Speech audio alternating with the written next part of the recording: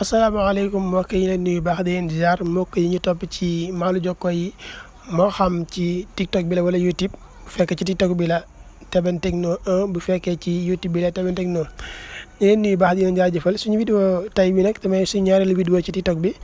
mooy naka ngay def ba nga xam ne nit ki bu fekkee def la ab téléphone bëgg a woote wala moo xam benn application bu mu bëgg a dugg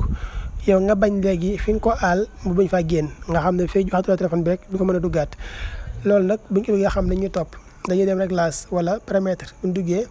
xool fi ñu bind accessibilité buñ duggee mooy fees bi nekk ñu dugg léegi buñ duggee dañuy wàcc bi si suuf ñu xool fi ñu bind accès guidé mooy fi xom bu banaa bi nekk léegi buñ duggee dañuy activer bu ñu activer accès guidé bi daal di génn suñ génnee bu fekkee ne moom woote moo ko tax a jóg kon buñ duggee appel téléphone pour mu composer numéro am dañuy bës bouton bi ngay fay 3 fois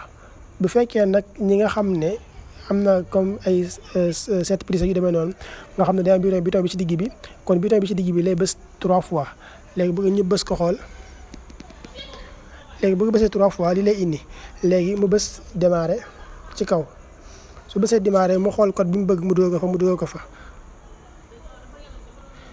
léegi boo fa dugalee mu confirmer waat ko léegi des na activé na nga xam ne foo mën a dugg foo mën a bës doo mën a génn application bi nga nekk su demee ba pare nag ba joxaal la ko yow da ngay bësaat 3 fois fi nga bësoon 3 fois nga bësaat 3 fois léegi mu laaj la numéro bi code bi léegi bu ko defee nga bës fin ci kaw bu ko defee mu désactivé wu kon moo ko ñu leen jaajëfal bu baax ci benn vidéo jaa ngeen jëf.